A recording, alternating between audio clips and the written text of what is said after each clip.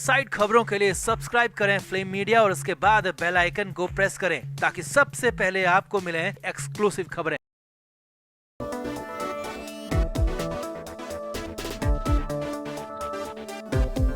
महाराष्ट्र की सियासी लड़ाई बेहद ज्यादा इंटेंस हो चुकी है। उद्धव ठाकरे के महाविकास अघाड़ी और बीजेपी के गठबंधन के बीच में आमने सामने की लड़ाई हो रही है। हर रोज नए बयान आ रहे हैं, हर रोज एक से बढ़कर एक बातें हो रही हैं, सीधी बयानबाजी हो रही है। अब इस बीच उद्धव ठाकरे का एक बयान उन पर ही भारी पड़ता हुआ दिख रहा है, क्योंकि एकनाथ शिंदे ने इस बयान को लपक लिया और उससे उद्धव ठाकरे के लिए बात बुरी से और ज्यादा बुरी बिगड़ गई है। न सिर्फ उनकी पुरानी पोल खोली है बल्कि सबसे बड़ा करारा हमला कर दिया और 26 तारीख की वोटिंग से ठीक पहले उद्धव ठाकरे बुरे फंस गए।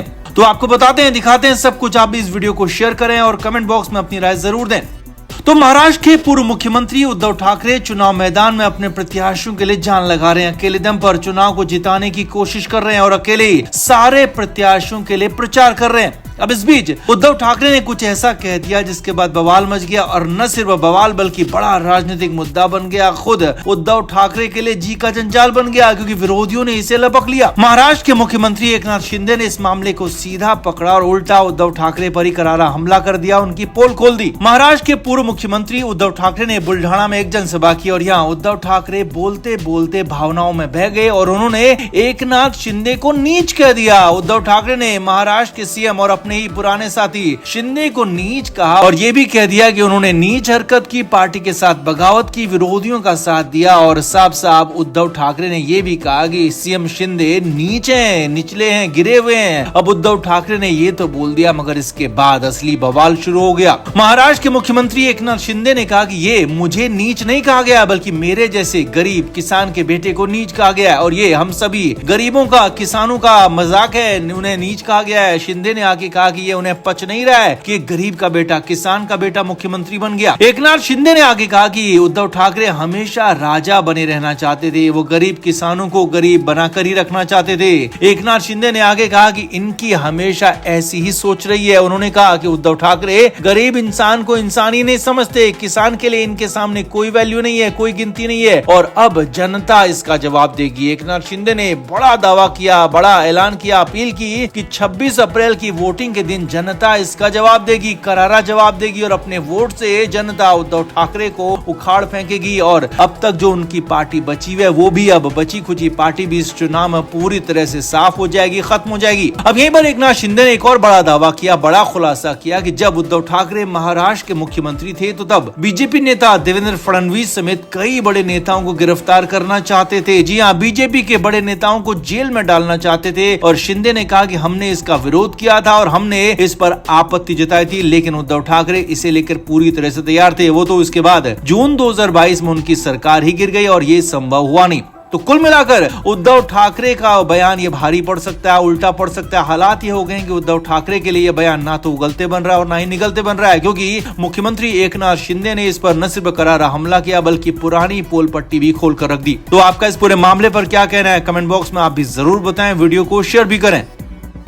तो महाराष्ट्र में दूसरे फेज के चुनाव की वोटिंग होने वाली है और दूसरे चरण के मतदान से ठीक पहले उद्धव ठाकरे को बड़ा नहीं बल्कि बहुत बड़ा, सबसे बड़ा झटका लगा है। और उद्धव ठाकरे के लिए ये झटका हालात बेहद ज्यादा मुश्किल करने वाला है, क्योंकि उनके सबसे ज्यादा करीबी, उनके सबसे बड़े राजदार खुद उद्धव ठाकरे को झटका देकर बीजेपी गठबंधन में जा रहे हैं और इसके लिए हामी भर दी है। जी हाँ, बात हो रही है मिलिंद नार्वेकर की, वही मिलिंद नार्वेकर जिनकी वजह से शिवसेना में दो फाड़ हो गए थे, जिन मिलिंद नार्वेकर को एकनाथ शिंदे, राज ठाकरे और यहाँ तक कि नारायण राणे ने भी सबसे बड़ा विलन करार दिया था। उद्धव ठाकरे से मिलने नहीं देने की बात कही थी, उद्धव ठाकरे तक असली सच नहीं पहुंचने देने की बात कही थी। तो वही मिलिंद नार्वेकर अब फाइनली बीजेपी गठबंधन में जाने के लिए तैयार हो गए। जी हाँ, उनके जाने की बात तो कई दिन से आ रही थी, लेकिन अब फाइनली वो मान गए हैं, जान चुके हैं कि अब उद्धव ठाकरे के साथ उनका कुछ नहीं होने वाला और उद्धव ठाकरे को छोड़कर उनके राज दूसरी टीम में जाकर वो खोलने जाने वाले हैं। पूरी कहानी समझिए। लिए। असल में मुंबई दक्षिण सीट पर उद्धव ठाकरे अपनी तरफ से प्रत्याशी का ऐलान कर चुके हैं और यहाँ पर अरविंद सावंत उनके प्रत्याशी हैं, जबकि बीजेपी गठबंधन को कोई मजबूत दावेदार नहीं मिल रहा था और जिसके बाद बीजेपी गठबंधन की तरफ से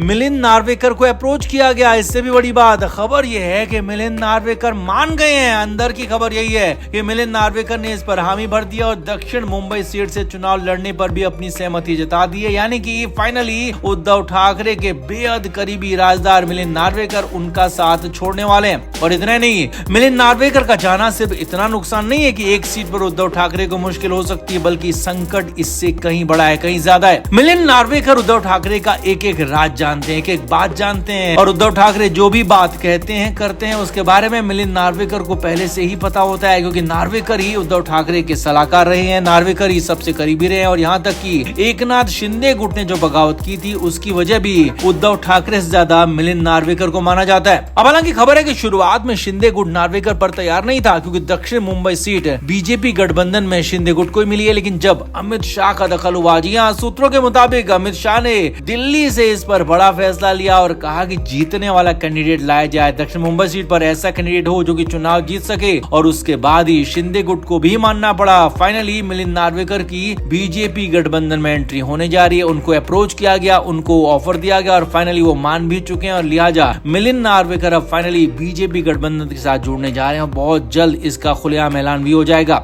अब मिलिंद नार्वेकर उद्धव ठाकरे के दाहिने हाथ रहे हैं, जिसे काटकर सीएम शिंदे अपने साथ लेकर उड़ गए हैं। बीच चुनाव में सबसे बड़ा झटका उद्धव ठाकरे को लगा है और इससे उद्धव ठाकरे के चुनावी कैंपेन को भी खासी मुश्किल होने वाली है, क्योंकि उद्धव ठाकरे के कैंपेन को भी मिलिंद नार्वेकर ही चला रहे थे, लिहाजा उनके लिए अब आगे कुआं पीछे खाए वाली कंडीशन हो चुकी है। तो आपका इस पूरे मामले पर क्या कहना है कमेंट बॉक्स में आप जरूर बताएं, वीडियो को शेयर भी करें।